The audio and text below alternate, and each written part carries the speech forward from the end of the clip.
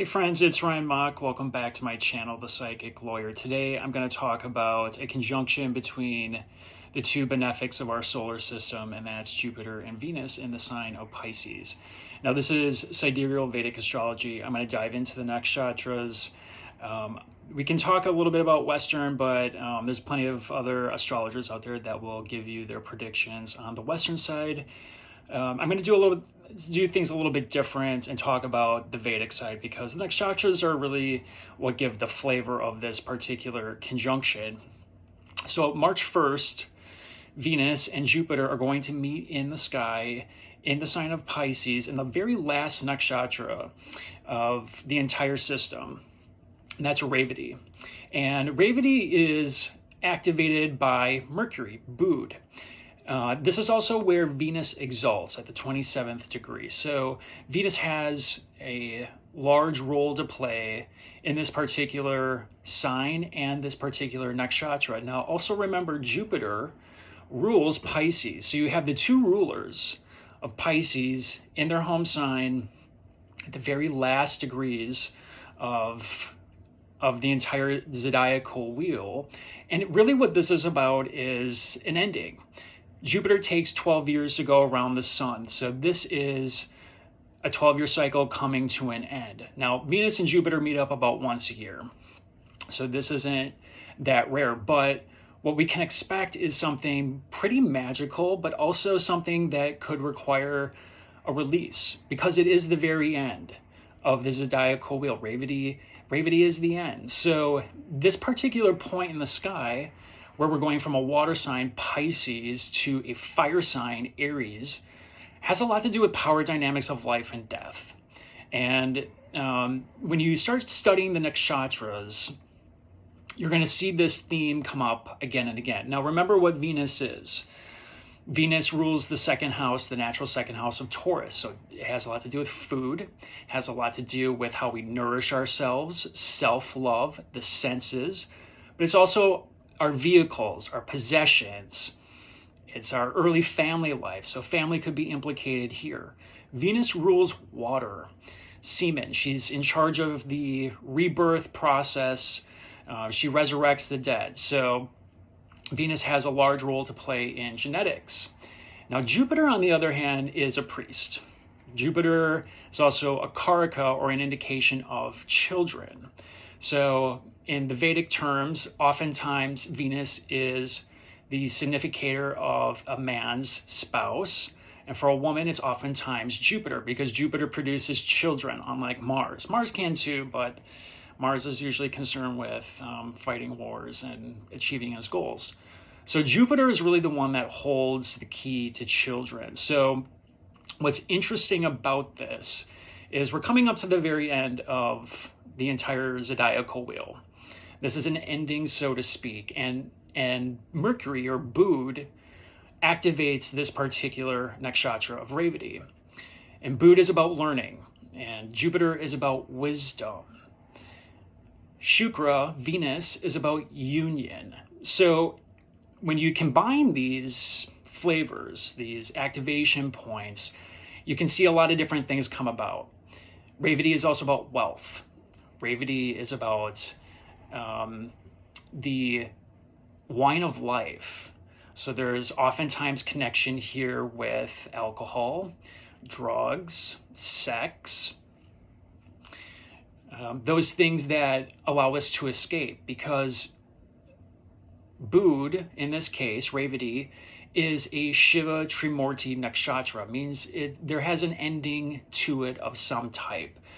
And it's also very much connected to transportation. So this is where I'm going with all of this. And we're going to see this play out in many different ways for everyone here. So the typical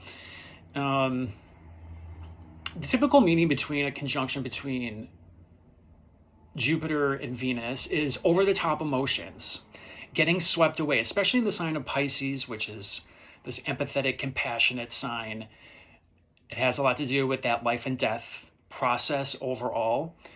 But there's also Neptune in this sign, and Neptune just entered into Pisces. So there is perhaps some delusion, some deception, some haziness or some confusion involved in this as well, because you have Neptune, the very first degrees in Purva Bhadrapada, right in the sign of Pisces. So we have to be a little bit careful of this illusionary energy that comes with it. But Venus and Jupiter oftentimes creates pregnancy. So keep that in mind for those of you that want to get pregnant.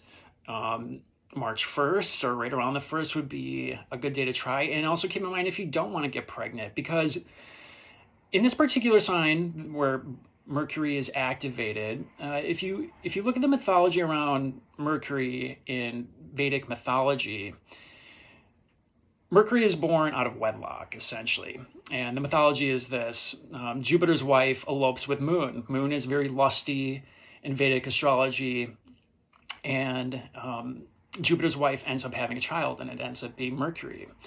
And it turns out Brahaspati, Jupiter, adopts Mercury as kind of his mentor. So there is this mythology around Mercury, generally speaking, about unexpected pregnancies. And it's also connected to the LGBT community as well, as is Jupiter in a weird way. So there is this element of perhaps a surprise pregnancy coming up here, because Buddha is very much involved. Now, Venus is also the carrier of water. So there's this water healing element also involved here. It could be miraculous healings. Revati is known for vehicles. It's known for transport. So if you want to think about the last nakshatra coming up to Ashwini, which is the very first nakshatra in Aries, and then it's Bharani, oftentimes what you'll see toward the end of life is Revati is the emergency vehicle. It's the person that's bringing you to the hospital. Ashwini is also associated with doctors, which is the very next nakshatra after Revati in Aries. So it's the person that could potentially save your life. And then Bharani is the death and rebirth nakshatra right in the middle of Aries. So there is this interplay with life and death in this particular instance. And this is why I'm bringing up children. I'm bringing up this power dynamic with life and death, generally speaking, because Bud is the end. Bud is the Gandanta point. It's the point at which we go from a water sign to a fire sign. So Mercury in Ketu rules Ashwini, Magha, and Mula. It's right at that center. It's the closing out. So Bud is about learning, and Jupiter is very much about wisdom. And then you have Shukra or Venus involved here. So there's this element of how are we treating ourselves? Are we valuing ourselves in a way that is giving us what we want in our relationships? Because there's going to be an element here of union of some type. Now, on the Vedic side, Jupiter and Venus play for two different teams. They're both gurus. Jupiter's the gurus of the gods. Venus is the gurus of the asuras. So they don't necessarily mix very well. They play for separate teams. They have different agendas. Venus is about union. It's about single-pointedness. And that's really when you cash in on love, when you have a single-pointed focus. If you're putting eggs in all these baskets and you're playing games, Venus isn't going to do very well here. So there is this element of being single-focused. Now, Jupiter, on the other hand, is known to be a priest. He's always giving out his energy to multiple avenues. So you can see where the two don't necessarily mix, but in this particular sign where they're both going to be, they both have rulership, so to speak, because this is where Venus exalts. It's also, Pisces is also the sign ruled by Jupiter. It's a coming together. And oftentimes what we'll see is, love affairs, getting head over heels for someone, love at first sight. It's those type of feelings coming about. But remember, we have Neptune in the mix too. So maybe we're not seeing the full picture right away, and we kind of get head over heels. We fall a little bit too fast without digging underneath the hood or checking underneath the hood, so to speak, right? Because there's also an element of vehicles here as well. So what we can expect is perhaps sudden infatuations, love at first sight. There's also this death and rebirth process happening at this part of the zodiac as well. So we could see potentially a metaphysical death, a physical death, or even a mental death of some type, because this is the end. Jupiter oftentimes is involved in death as well. So it's not that surprising, and Venus is the carrier of Jala Tattva. It's water, it's resurrection. So it's got this element of semen, to be quite honest. So it's the ending and the beginning. So some families could see older family members pass, and then all of a sudden there's an unexpected birth of some type. That's not uncommon. There could also be miraculous recoveries, because Ashwini, which is the nakshatra right after Revati, has a lot to do with healing, miraculous recoveries. It has a lot to do with doctors and surgeons. So perhaps there's a grandparent in the hospital and they make a miraculous recovery. That's not uncommon. But Venus and Jupiter are oftentimes involved in death too. So I want people to be aware of that. It's not just coming out of nowhere, although sometimes it can. And then there's this element of travel too. The deity that rules this is Pushyan, and he's the guardian of travel. And there might be some weird things with travel coming up here, especially with planes and boats.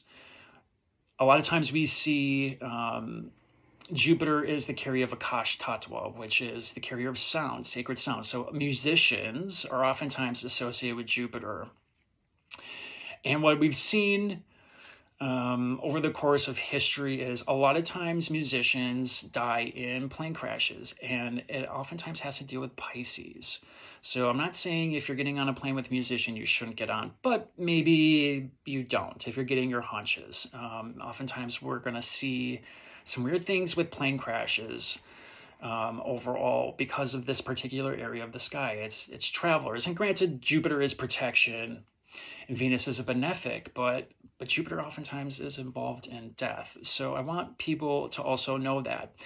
Venus is finishing up her stay right now in Uttara Bhadrapada, and she's going to be moving into Revati over the next couple of days, because this conjunction takes place on March 1st.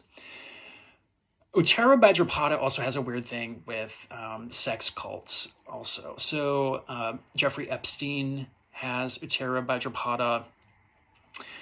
We've seen some weird things with cults, cult leaders, sex cults. It wouldn't be surprising to me if we saw some of this hit the news over the next couple of weeks. Just some weird things coming up here. But there is this element of wealth with this particular conjunction. Venus is a karaka of wealth, and so is Jupiter. And then coming together in this particular nakshatra could mean unexpected wealth. Now, we always want to look at the opposite sign and the opposite nakshatra that this is impacting, right? Because 1 in 7, wherever you're analyzing the chart, is always going to come into play in some respect. So the opposite sign is Virgo, and the opposite nakshatra is Shitra. And Shitra has a lot to do with form. It's ruled by Mars. It has a Mars-like quality to it. So we'll see a lot of people with great bodies, bodybuilders with prominent Shitra or planets in Shitra.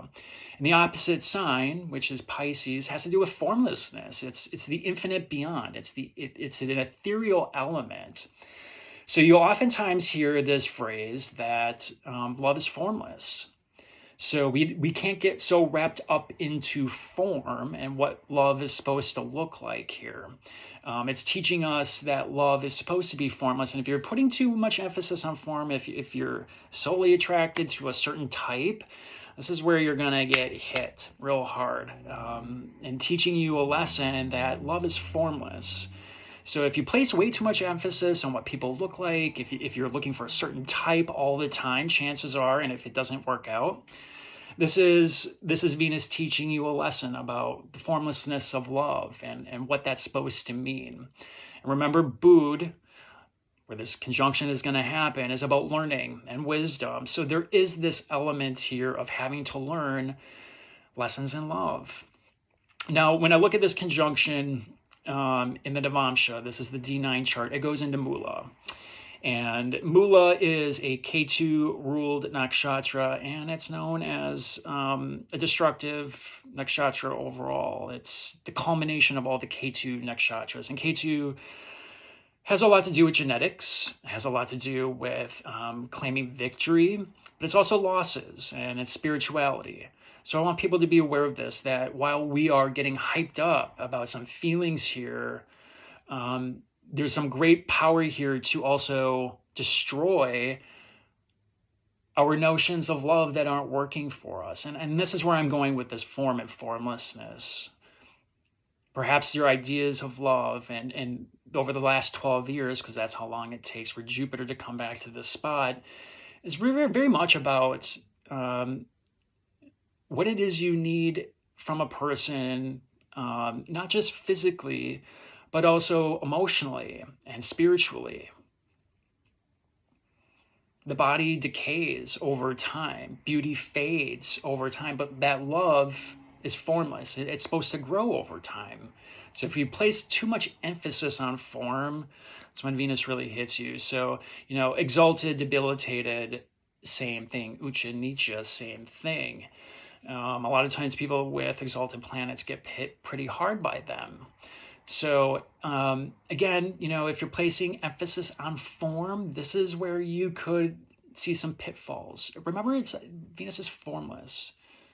It's about the wisdom of going through relationships and bringing us union, that we find that infinite amount of love. We learn what love is supposed to be, and it's formless. And there's an infinite amount of it, and that's the reason why Venus exalts here. So there's a couple different themes happening. I want people to be aware of it. Try not to get overboard. Again, you might see some people really hit the bottle hard. Maybe they're diving into a bottle of pills or wanting to escape, because this is the last nakshatra. There's this element of wanting to escape something and leaving something behind. What's working for us and what's not working for us at the end of the day. That's really what this comes down to.